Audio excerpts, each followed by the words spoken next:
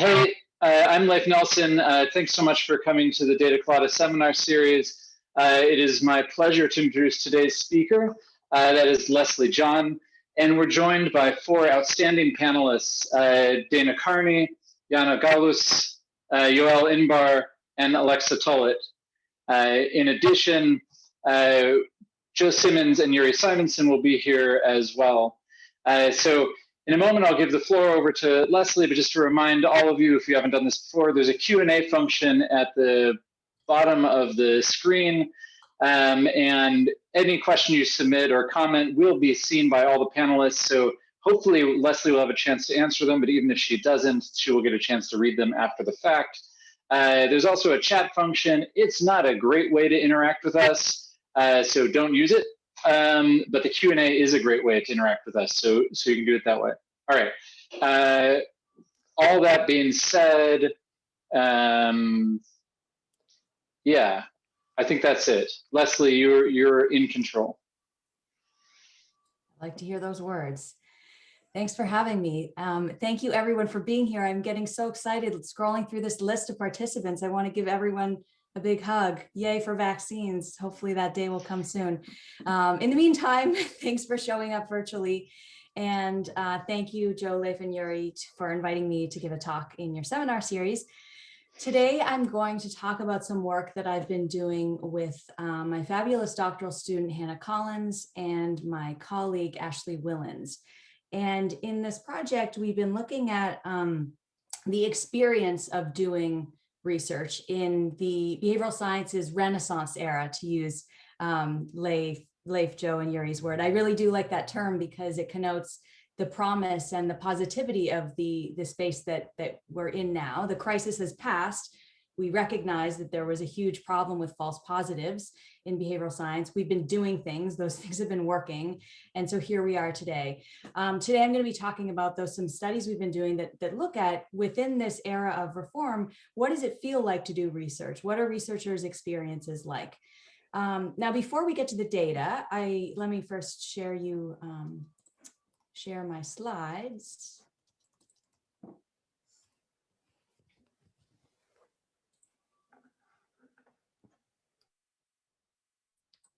Okay. We see this? Good. So let's go back in time to 2006 when I was starting my PhD at Carnegie Mellon, and I was sitting in my little cubicle, nerding out, of course, reading the latest copy of Psych Science, as one does in grad school. And I felt like a failure when I did this, and not the usual imposter syndrome, which definitely applied and frankly still does apply to an extent, but because of the difference between how the research process seemed to be depicted in articles, published articles, versus my lived experience of doing research. So it was kind of like this. When I was reading a Psych Science article, it was like, study one is this beautiful, juicy, delicious, perfectly crafted study that was turned out perfectly as predicted. Study two, another different, equally beautiful, tasty, perfectly crafted study. And then study three was maybe extending it in some way, showing moderation, something like this. And I thought, what could be so hard about this? I can run 3 studies in the lab in a month. So basically, then another month to write it up. So basically I get a Psych Science in 2 months, which of course sounds completely absurd to be saying out loud now and reveals how naive I was then. So contrast this kind of portrait of research to then when I did research. And when I did research, my research looked like this. So my research didn't really turn out as the articles were advertising. And not to just discriminate too much on my beloved McDonald's, the Whopper also doesn't look so hot when you order it, although it is still tasty, to be sure. So the disconnect between kind of how clean and clear things were in published articles versus the results that I was trying to understand in my own research, that's not all bad, right? Because you can think of, I think of research as, or publishing articles as the end of a journey of discovery. And so we, of course, don't want to burden the reader with every twist and turn along the way. We want to summarize the truth. But the problem is, of course, what if that summary is not the truth? And myself and others became increasingly concerned about this to a point where, we all can name our favorite ridiculous finding. I'm not going to name names or dwell on that now, but these kind of publication of really absurd things really made us worry more and more that there may be something fishy going on. So as I started to gain just ever so slightly more confidence as a student, just a hint more, I thought, well, maybe I don't completely suck at doing research. Maybe there's something fishy going on. Maybe people are exploiting the gray zone of acceptable practice. Maybe they're doing this to kind of massage the truth along, to kind of increase the chance that they're going to get the result that they want, which would be understandable in the sense that we face tremendous pressure to publish and tremendous pressure to publish novel, even counterintuitive results. So that I worried that may have been happening. So along with my doctoral advisor, George Lowenstein and Dražen Prelec, we sought to answer some questions. So questions that I was interested in back then were like this. I was interested in asking researchers questions like this. Have you ever failed to report all conditions? Have you ever stopped data collection after having achieved the desired result? Have you ever excluded data after looking at the impact of doing so on your results, AKA p-hacking? And so we looked at these questions systematically. We polled thousands of research psychologists about whether they had, just asking them, have you ever done these things? And the results really were striking to us, and I think many others in a bad way, as in they revealed just how prevalent these questionable research practices were. So this is the summary of results from this paper, where the y-axis here is the admission rate. So this is the percent of time people admit to having ever done these questionable practices that are on the x-axis. Now, of course, there's one overt red card violation here, faking data. This is, of course, 1.7% is a terrifyingly high rate here. But we were actually more interested in these behaviors because these are the kinds of behaviors that you can kind of engage in while maintaining plausible deniability that you're kind of an honest researcher. And I think they sometimes even happen without people's conscious awareness. They're very much motivated, these behaviors, yet of course, they're things that we shouldn't be doing. And these rates were extremely high. I hope that they've gone down since, but just take one, say the third item from the left, failing to report all conditions. So just like say dropping a condition from a write-up because it didn't kind of work out as you wanted it to, which is, we should not be doing that. 27% of people admitted that they had done that on at least one occasion. So this was very worrisome to us, and worrisome, of course, because engaging in these activities distorts the truth. It dramatically increases the likelihood of having a false positive. And I think all of us would agree that no one showed this point more cleverly or clearly than Joe, Leif, and Yuri in their false positive psychology paper. In a way, I wish they weren't on this call because it just seems like I'm flagrantly sucking up to them. But this was, as we know, a really pivotal paper of theirs.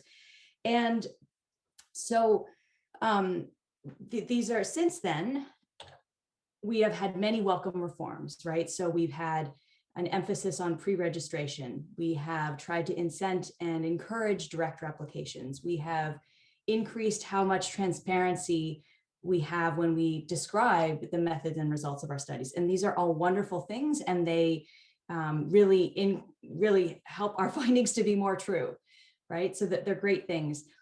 Over the past few years, though, I've started to become curious about how researchers experience these reforms. So the questions that I ask now are very different from the questions that really were burning at the forefront of my mind earlier. The questions that I ask researchers now are questions like this. How satisfied are you with the field of behavioral science? Do you enjoy doing research? Imagine that. Are some types of research more scientific than others? And why did you become a behavioral scientist? So I'd like to just quickly pause and poll, because we have this wonderful panel, and ask you to reflect on quickly why you became a behavioral scientist, especially if you have funny or endearing anecdotes in that respect to share. My answer to that question is extremely short. So the answer is happenstance. And actually, maybe even despite evidence to the contrary. So, I mean, when I was in college, I had the option of taking a social psychology class. And I learned that part of the class was that you would have to conduct your own study. And I decided as a result that I would not take the class, perhaps because I realized that maybe it would be challenging to do rigorous research, as I think you'll talk about. So yeah, just a series of random coincidences, I think, for me. So I'll go next. Hi, everyone. I'm Dana Carney. So when I was a little kid, like 6th through 11th grade, my friends always came to me with their problems, right? And, oh, Dana, do you think he likes me? Or, do you think he's cheating on me? Or, oh, why do you think she's mad at me? All these kinds of well, I guess life is high school, sort of, really, but things that happened back then. And I always would make these predictions, and they would oftentimes be, approximately accurate, or there'd be some truth in them. So I thought, oh, I'm going to become a therapist, right? And so, like many psychologists in college, we think we're going to become therapists. So you go through your psychology undergraduate degree. And then I did this in a clinical internship, and I absolutely sucked at it. And so I went to my mentor and I was like, can I switch to the research one? Because I knew I wanted to go to grad school, and I knew I needed to do both anyway. And then I did. And luckily, she was an expert in things related to social and emotional intelligence, at the core of which was kind of like nonverbal communication. And I literally just it was as if I had fallen in love. I mean, even the words on the page of reading lie detection, I was like, so I just, I can't explain of some kind of, metaphysical experience of finding the thing that you're in love with. And then once I started to do it, what I realized was that all my life I hadn't been giving therapy to my friends. I was making behavioral predictions, and so it all just kind of made sense. Now I still, my hit rate's not that high still, but I strive to get better, and that's my story. Well, I can go next. It isn't the whole answer, but a big part of it for me was that we can get people to do these really counterintuitive things. So like I learned about Milgram in my first psych class. I was like, whoa, I wouldn't have expected that. And later I learned about social priming, and I was like, whoa, I really wouldn't have expected that. And so then I was like, I want to study this stuff.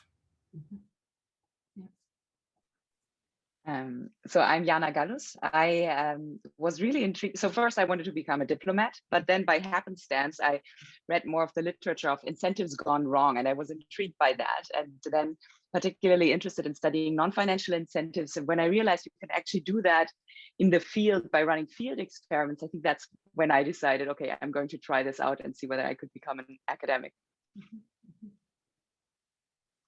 Yeah, so some themes here of well, happenstance, and also finding things interesting and wanting to learn more about them.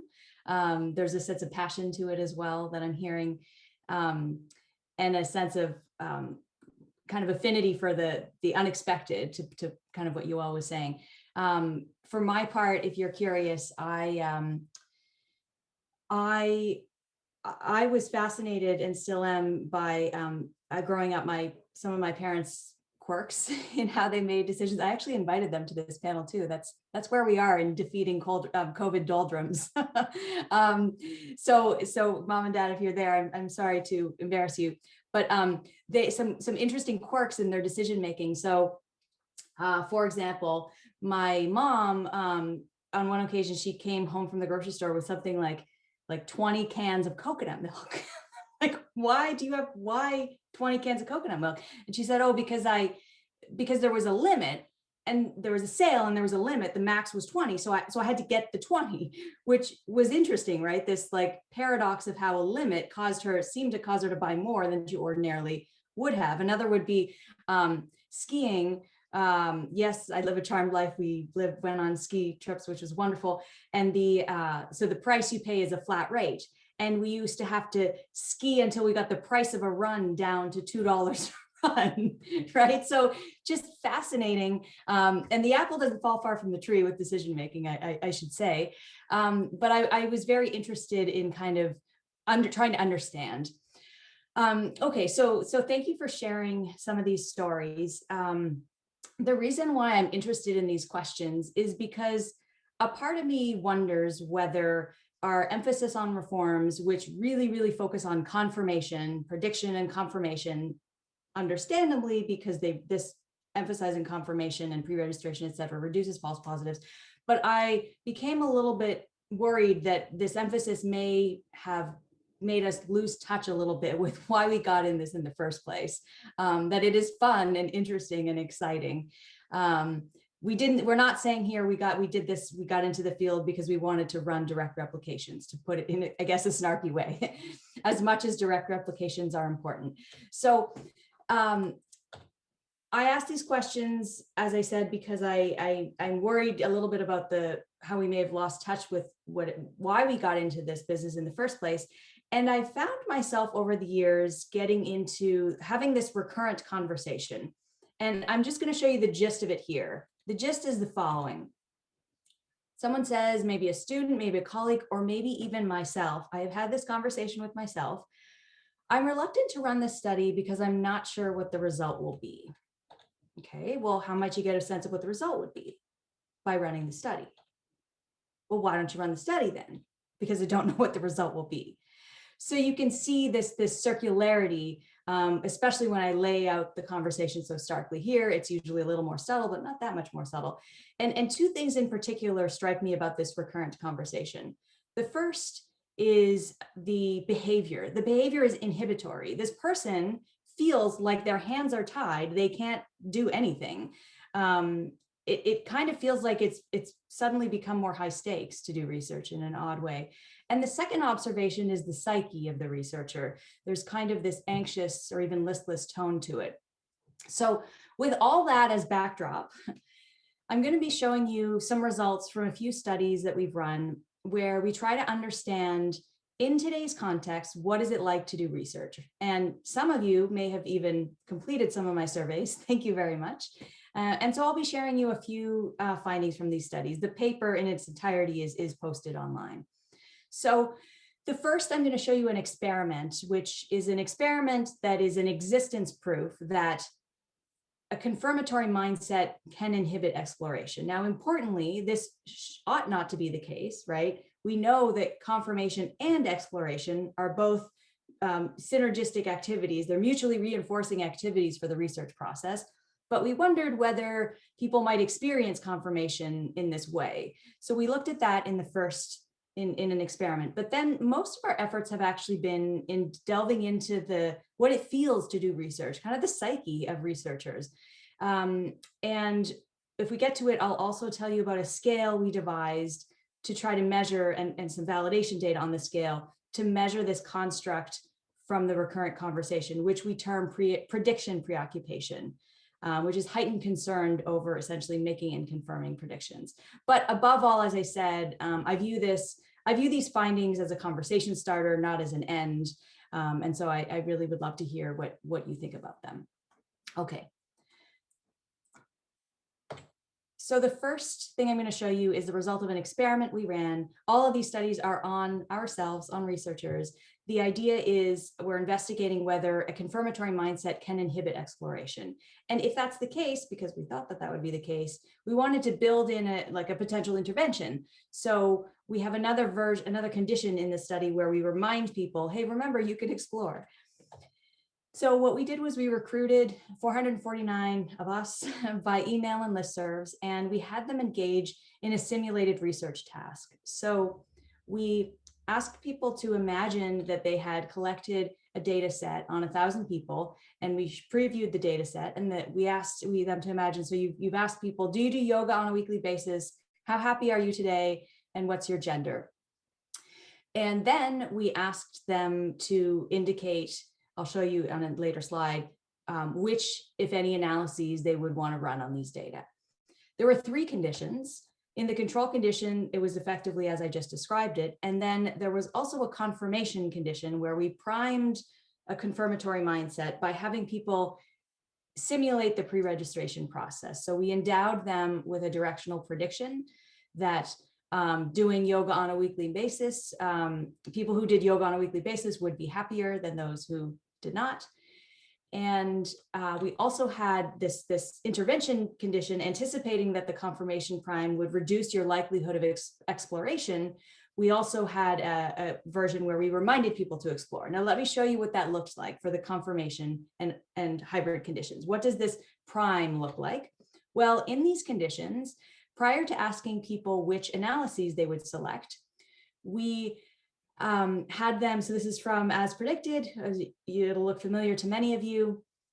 In fact, in our demos, we asked people whether they've ever pre-registered. Half of participants said they had pre-registered. And when we also asked people in the past year, what % of studies that you ran were pre-registered, on average, 25% of them were pre-registered, which is fantastic. Think about if we had asked that question, in 2010. Okay, so we have people engage in this pre-registration task. So this is shown to them, and then they have to click on that pre-registration icon, and then it's kind of stamped, watermarked. We tried to make it as realistic and strong as possible. And then what we did was we, in the hybrid condition, had this additional flag here. This is our prompt to explore. Pre-registering doesn't mean you can't explore the data. In hindsight, this is written with a lot of negatives. I would have maybe said it differently. At any rate, this is the reminder to explore. And our outcome measure is we wanted to see what analyses people would view. So you could check off whichever analyses you wanted to see. So of course, we the people in the confirmation conditions, this is the analysis that they had pre-registered. So we expected people to definitely be checking that off. And when you checked it off, then on the next page, you were shown a screenshot of the results. Also in your stat software of choice, which was of course not my doing. Hannah Collins is brilliant programming there. So you saw the results, and then we also asked you, which isn't the focus here, but we asked you to what results you would end up reporting. Okay, so however, the twist here, is that we constructed the data set. So the data set is made up. We constructed the data set such that there was an interesting interaction, ding, ding, ding. And so it turned out that there was an interaction such that the relationship between doing yoga and being happy was stronger for men. So men who did yoga, this is not true. I don't know if it's true or not. This is what we made up. Men who said they did yoga were particularly happy relative to women who said they did yoga. And so we were interested to see how likely people would be to select this, to discover this thing as a function of experimental condition. So here, Leslie, sorry, yes. Just a teeny tiny clarifying question. The result that you briefly showed between the relationship between yoga and happiness had a t-value of 22.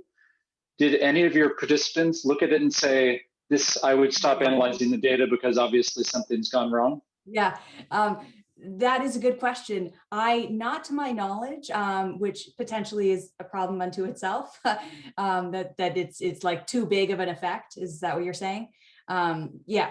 And we, I guess we're bad at, this is a terrible joke, but we're bad at making up data, which turns out to be a good thing. That's an interesting, I'll have to ask Hannah if she, not to my knowledge, we didn't see that, but that's a good point.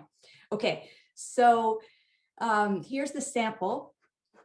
The sample here, you can see it's predominantly experimentalist, which is what we were looking for. And we kind of stated that up front when we were eliciting respondents. About half of the respondents are doctoral students. The rest are postdocs or professors of different kinds. And there's a mix of different types of subdisciplines. I will say when we ran, we kind of looked for interactions. We're probably not super well powered. We didn't find anything, as on an exploratory basis, we did this, and nothing really of note there, but again, could be a power issue. At any rate, the main finding that I want to highlight right now is I want to look at the % of people who viewed the interaction results, who opted to view the interaction, and who essentially discovered the thing. In the control condition, Where they did not engage in this simulated pre-registration task, so we weren't priming a confirmatory mindset, about 70% of people asked for this result. This was substantially lower in the confirmation prime condition. This is, of course, statistically different.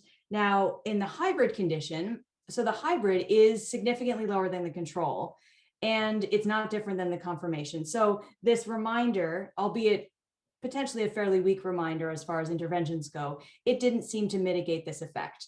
So in both the confirmation and hybrid prime conditions, people were kind of fixated on looking at that t-test and not finding the interaction. Leslie? Yes. Can I jump in here? Yes.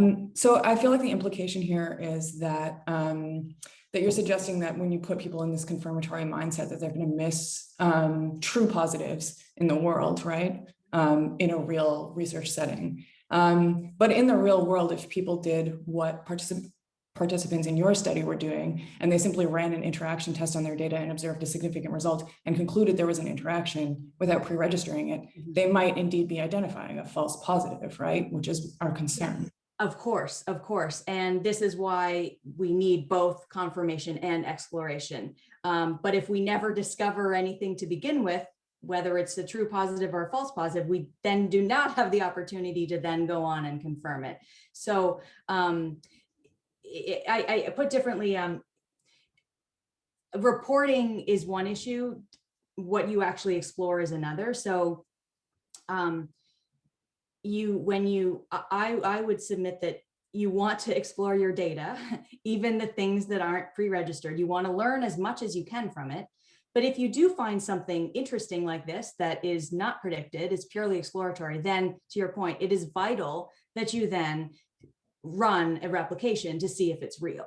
So I want people to be doing, we want people to be doing both of these things together. My point is simply that if we're so fixated on confirmation, I worry that we may miss things that are cool. So you worry that people may miss a suggestion that they should test an interaction in a subsequent study? Yes. Okay. Leslie, can I ask please go ahead. follow-up? Oh, Dana, do you want to go? No, please. Go. Okay. Well, so I think it's really cool that you came up with this very clever experimental way to test this. I think that's great. It does seem like it differs in some pretty meaningful ways from when I'm actually doing my own research, right? So first of all, I'm just more motivated, maybe intrinsically because I really want to understand what's going on. But also, I have extrinsic motivations to maybe find something in there. And as you say, maybe run a follow-up study, even if I have pre-registered.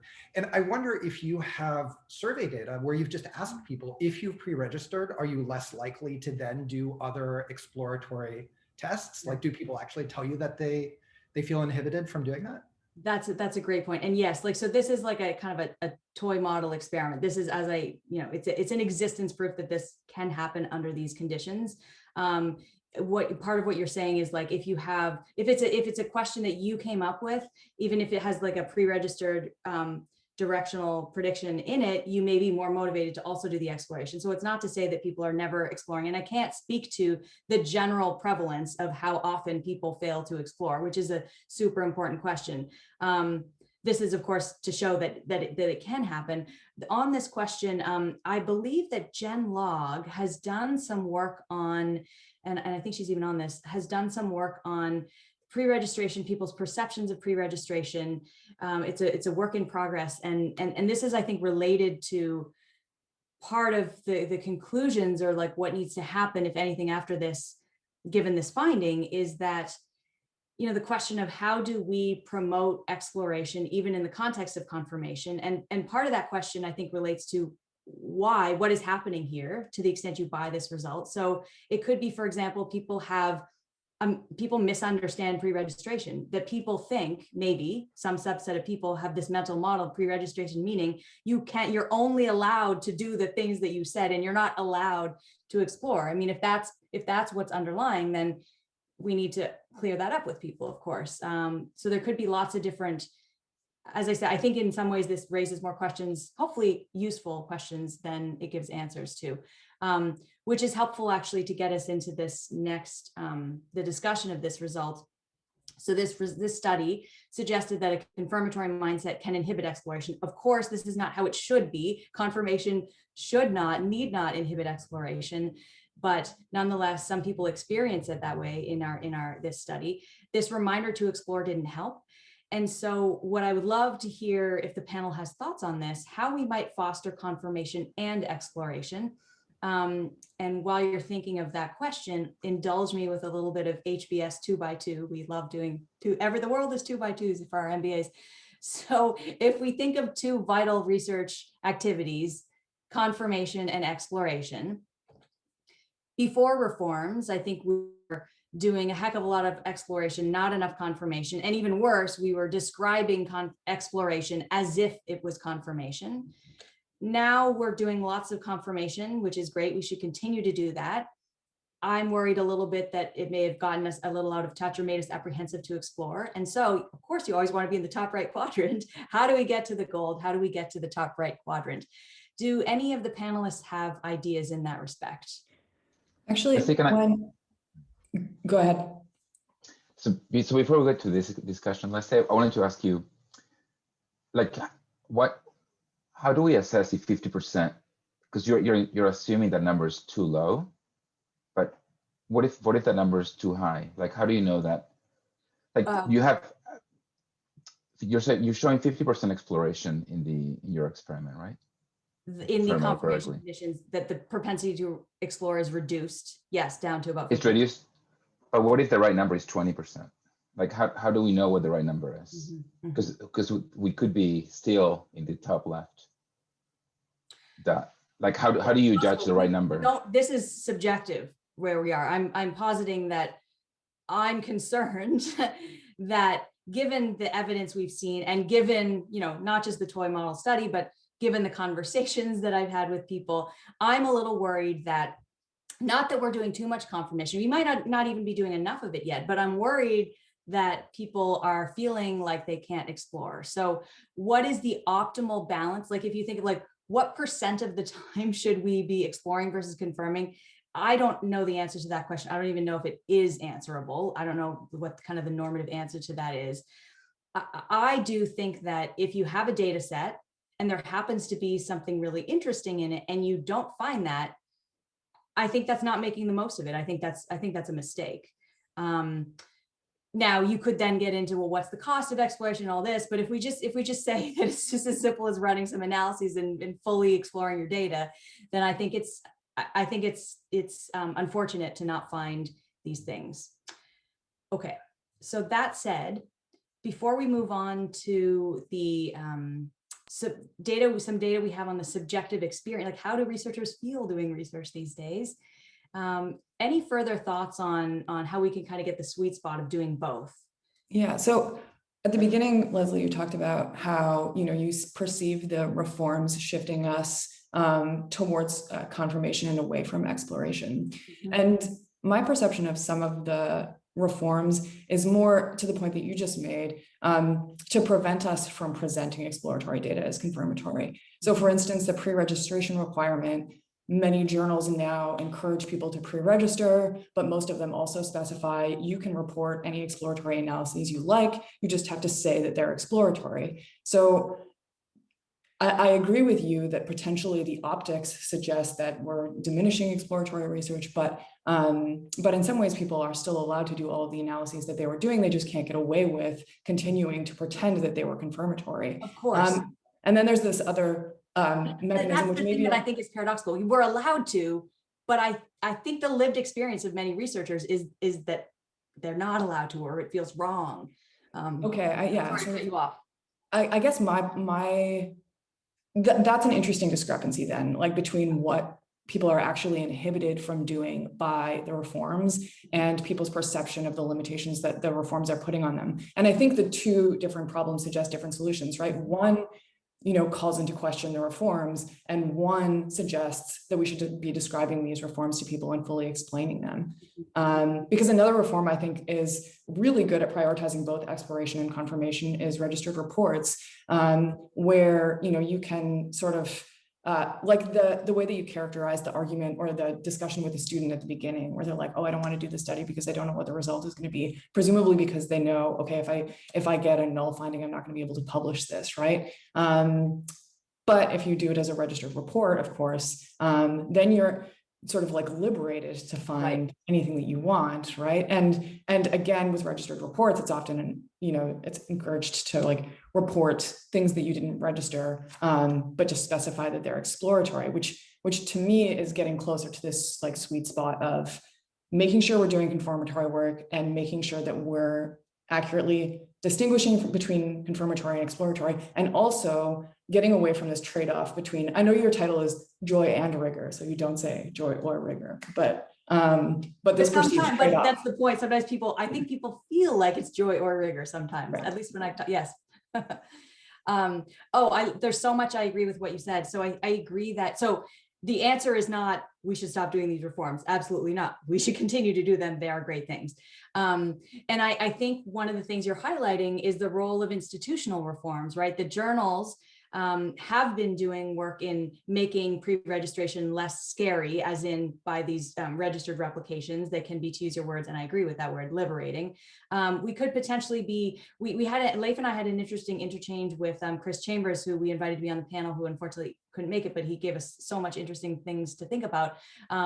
At Cortex, they have a style, I believe they have a style of manuscript that's an exploration, like manuscript style. And that is really interesting and beautiful because it dignifies exploration, right? It elevates it in, now we of course have to be careful with getting the balance right, which again is back to Yuri's, I guess, one of Yuri's questions. But yeah, I think there's a lot of room here for institutional efforts and potentially some educational efforts too. Okay, I wanted to make one quick comment about your question, which was how do we move the needle a little. One thing that's really worked, at least anecdotally, is this idea of transparency. Not only because it sort of relieves graduate students to think about, okay, well, I can, report things that weren't in the pre-registration as long as I'm transparent about that, or I can do this exploratory study and just be transparent about that.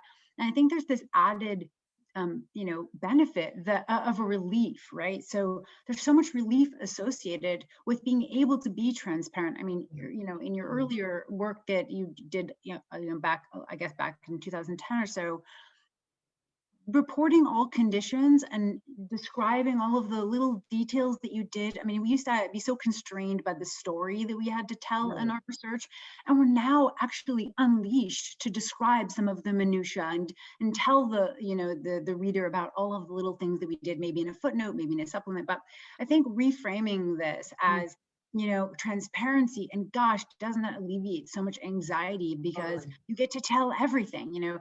It's kind of like, I think about Alison Wood Brooks's work, like taking a stressful thing and just kind of reframing it as exciting. Yeah, I love that. Great idea. Okay, pressing forward, I have about 20 minutes left. I want to present some work that we've been doing where we ask people essentially how they feel about doing research, and especially how they feel about doing exploratory work versus confirmatory work, and whether there might be a kind of discrepancy there. And such a discrepancy may be particularly relevant if reforms have shifted us more towards confirmation at the expense of exploration. To the extent that's happening, and to the extent that these activities are experienced in different ways, if people enjoy one or the other more, then this could, of course, have implications for our job satisfaction, and potentially even just our day-to-day happiness or the joy we get from doing research.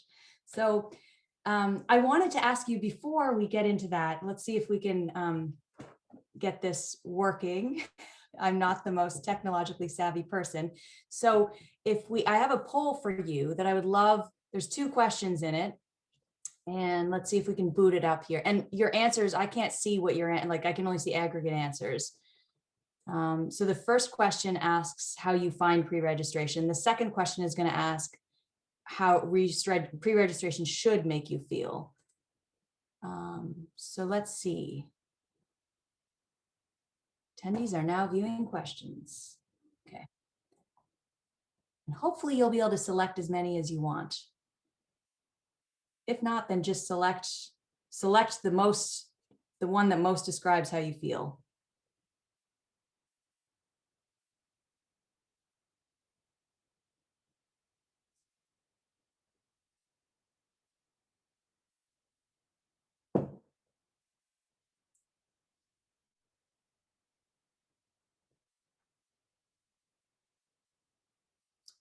Okay, give you about 15 seconds. We've got most of the votes in.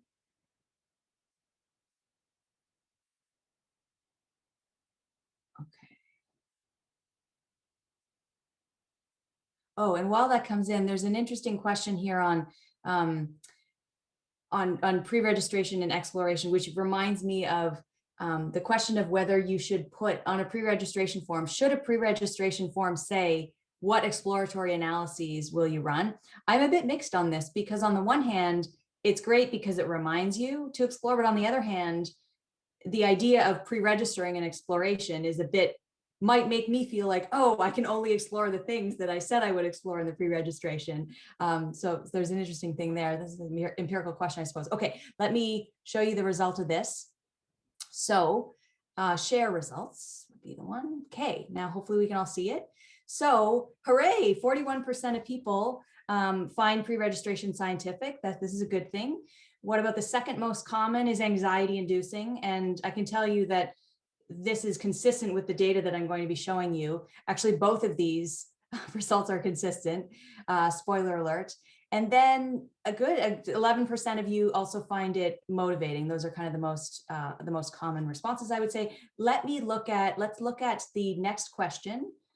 I'm going to stop sharing that, and I'm going to launch the second question, which is pre-registration should be.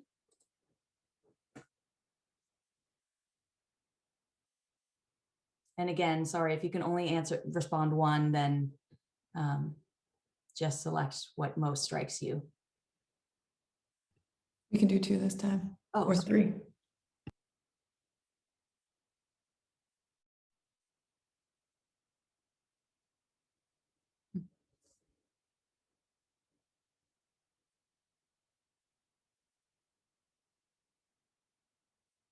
Okay.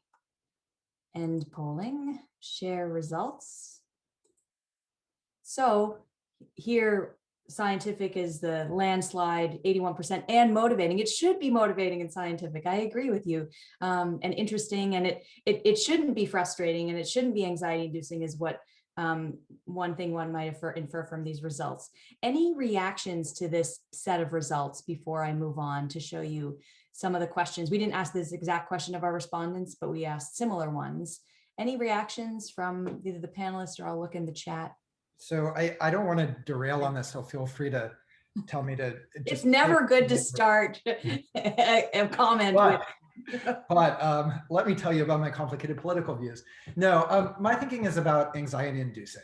So I can think of a lot of things that are good for science. Totally. That would induce anxiety in me personally. So for example, at my last job, there was like an auditing process whereby you would be randomly selected, and an outside set of analysts would reanalyze all your data to make sure you didn't make mistakes. Right. You better believe I was anxious when I was selected. Right. At the same time, I think it's good. I think they catch it that way, right? And I think it makes people more careful. Yep. So I don't know whether our goal ought to be to maximally reduce research anxiety. So I thank you for raising that important point. That sounded snarky, but I do agree with you. The goal is not to like never experience frustration or anxiety in life or in research, right? Because as you point out, there are positives that come out of it. Anxiety inducing can make you perform better in that case. But I think on the whole, we don't want to be anxiety ridden, because that is not a recipe for living the good life. So your point is very well taken, that the conclusion is not we should only be feeling positive things from these. It's okay. Sometimes frustration can be channeled into, or like the rage I feel when I get a rejection. How dare they reject my paper? It's super motivating, because I'm like, all right, let's go to bat. Let's do this.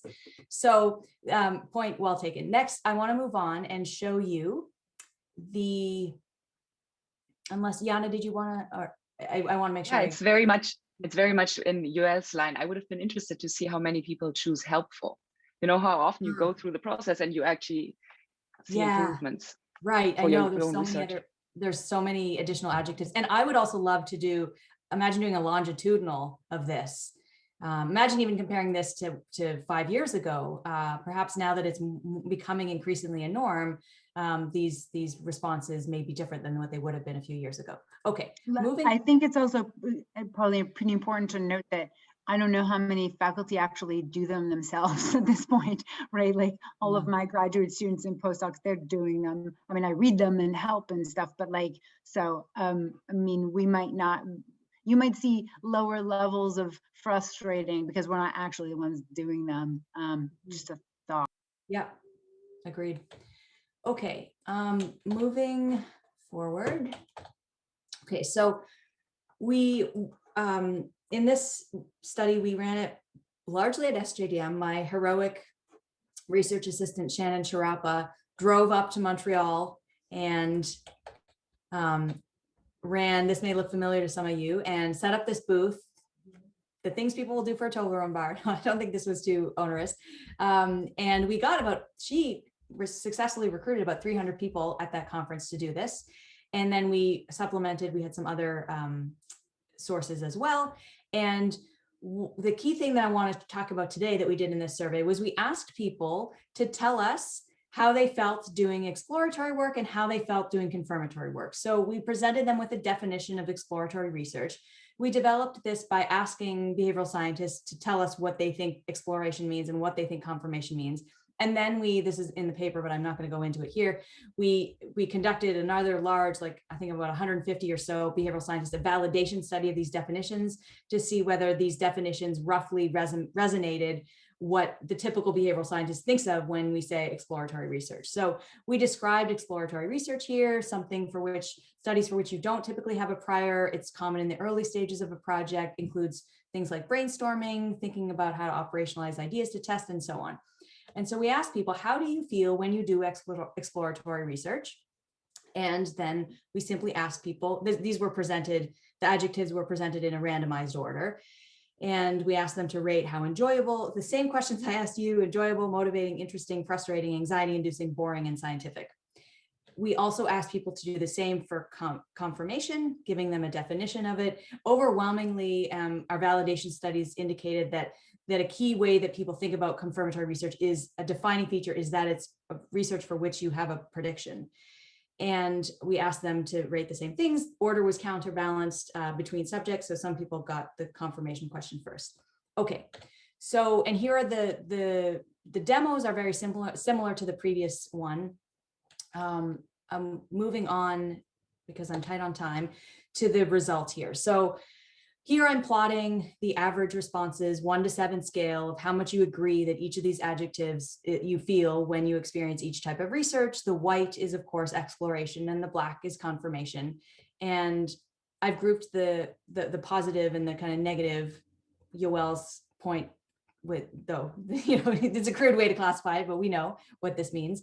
So people think these are striking effects, if I do say so myself, that people find exploratory research more enjoyable, more interesting, and more motivating relative to confirmatory research. They find confirmatory research more anxiety-inducing, more boring, and more frustrating than exploratory research. And this is the thing that like really keeps me up at night. People think that confirmation is more scientific than exploration. So I want to stop talking for a moment and hear if the panel has reactions to these results. Leslie, do you know more about results? Yes. Do you know anything about the selection into the study? Is it possible that people who are just more of this, I like to, do exploratory research and hence support such endeavors, select into the study and produce part of those differences? Right. So we don't know, of course, but we were concerned about that as well. And so when we recruited people, our recruitment messages, I would suppose at the JDM, it said, does your research spark joy, which potentially speaks to your point. So point taken on that. The other sources that we asked, we sent out we didn't always say joy in the emails. We would say for different survey, we would say, we want to know about your experience with the research process. But your point is taken that, do you think, is your concern such that you don't buy this pattern, or? No, I'd just be interested in learning more about exactly. I thought you also have these email lists, right, where you could see who actually responded to your email and who didn't, and what maybe there are some proxies for researcher type, or perhaps the training they received. Would also be interested. So we have, this is a great point. So the demos, by and large, did not. We didn't really see. So we looked at whether there were differences, like, for example, if you got your PhD after 2011 when reforms began in earnest versus pre, were there differences? So we ran all kinds of exploratory tests, and I'll tell you now what emerged significant even after like Bonferroni correction for multiple comparisons. What we found was that actually the fourth one is what I want to talk about here, where, so you may wonder this demographic, the only one that really emerged as significant, again, this is exploratory, was that if you got your PhD after reforms really began in earnest, you were particularly likely to view confirmatory research as anxiety inducing. That was the one thing that emerged. It's an, exploratory finding. The other items, 1, 2, 3 here, what we looked at was we wanted to see whether, so we created composites of the positive adjectives and the negative adjectives, and we wanted to see how strongly these predicted people's self-reported satisfaction with the field, satisfaction with their role, and interest in staying in the field. And for this, the result I'm going to tell you, we collapsed across confirmation and exploration. We just did a composite of like all the positives and all the negatives. Though if we separate it by confirmation exploration, we get similar results. It's all in the appendix. But the conclusion of that was that people, the positive, to the extent you feel the positive feelings, they are significantly positively correlated with satisfaction in role and interest in staying in the field. And similarly, to the extent you feel the negative things, those are negatively correlated with satisfaction, role, interest in staying in the field. And there's no relationship with the first item, satisfaction with the field. These are, of course, exploratory findings, but I think they're interesting and grist-worthy nonetheless. I only have about 5 minutes left, so why don't I...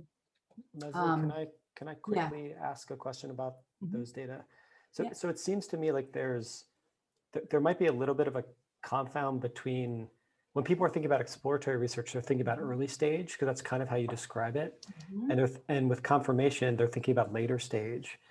And I, as much as I'm as pro pre-registration as anyone on earth, but definitely the later stages of the research are more boring, because usually I'm trying to make sure that something holds for a different set of stimuli than the ones I've used before. And they're more anxiety inducing, because if it doesn't work, if it doesn't hold in the later stages of the research, then maybe I don't have the paper that I thought I had. Right. And so, but I'm wondering if that's not really about, if it's not really about pre-registration per se, or confirmatory mindset, it's just about early versus later stages of the research process that you're sort of capturing there. So you're right, early versus late co-varies with exploration and confirmation. I don't think that is only what's going on.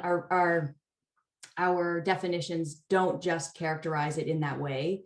And in fact, with this study we ran that's in the appendix, where we asked people to basically define in their own words what they thought exploration meant and what they thought confirmation meant. And to be sure, some people said early, late, I think. I'd have to check those results. But it was a very strong theme was prediction versus not having a prediction is the common way, which I think is very consistent with this idea that like the mindset of confirmation and the activities we do, granted, they're important activities, they're just less fun, more boring, more anxiety inducing. I don't think it's just beginning versus end stage, although that does co-vary with these things. So I only have 4 minutes, I think, right? Let me just show you the prediction preoccupation scale as a teaser. And if you want to see the validation study, this is in the paper study 3. So in the validation study, we try to distinguish it from related constructs. So we show it's not just social desirability, and it is related to other constructs in the nomological network, like trait anxiety, for example, or fear of a negative evaluation. However, when we use our scale to predict the felt anxiety that people report engaging in various research tasks, the prediction preoccupation scale predicts that felt anxiety even when we control for trait anxiety and fear of negative evaluation. So on that note, I'm just going to show you, because if I was curious, if I was you, I might be curious of, so this is the construct from that recurrent conversation, right? Which is admittedly a bit fuzzy the way I described it. So here's how we tried to turn it into a scale. And when we've done several iterations, like improving it over time, the study 3 in the paper is the fruition of those efforts. And what we found, that reliability of that is 0.71, which is not terrible. It's decent, obviously could be better. So here are the items. This is the construct definition, heightened concern over and fixation with confirming predictions. So the scale is the following. We ask people, I feel nervous running replication studies. I'd feel anxious pre-registering a study when I don't have a strong sense of the result will be. I feel this really captures the conversation I was talking about. I sometimes feel stuck. I worry I can't run the study unless I know what the result will be. And I don't know what the result will be if I run the study. So it kind of tries to capture that circularity. So these are the items, and I refer you to the paper to see the validation data. What I want to end on is, first, I'm going to show you, because you may be curious, who feels prediction preoccupation. 30% of respondents scored above the midpoint of the scale. Females are more likely to feel it. This is just cutting the data roughly, by the demos. Getting your PhD after when reform started in earnest. And people without tenure, of course, co-varies with a lot of things, report having greater prediction anxiety than those without. In closing, what I want to say is that today, if we take nothing else away from this, I hope what we take away from is just a reminder of the mutually reinforcing activities of confirmation and exploration in scientific research, and how just like confirmation and exploration are vital, so too are joy and rigor. So rigor and joy are important for our daily experience, and I think our productivity, and I think also the quality of our work. We need both. So to end from a quote from Isaac Asimov, the most exciting phrase to hear in science, oh, I just got goosebumps. It always gives me goosebumps this way. The most exciting phrase to hear in science, the one that heralds new discoveries, is not eureka, but that's funny. And what I would add is the following, because noticing is fun. So with that, thank you panelists for your really thought-provoking questions, and everyone for tuning in. And I can't wait to see you all when the world is open again. Thanks so much, Leslie. And thanks to all the panelists for taking the time. Really thoughtful, engaging discussion. And thanks to our audience for being here. If all goes well, this recording will be posted online, so you can go and enjoy it again. And just to remind you, all of the questions and comments you've submitted, Leslie will be able to read them after the fact. So thanks, everybody. Enjoy your weekend. We'll see you all again next week.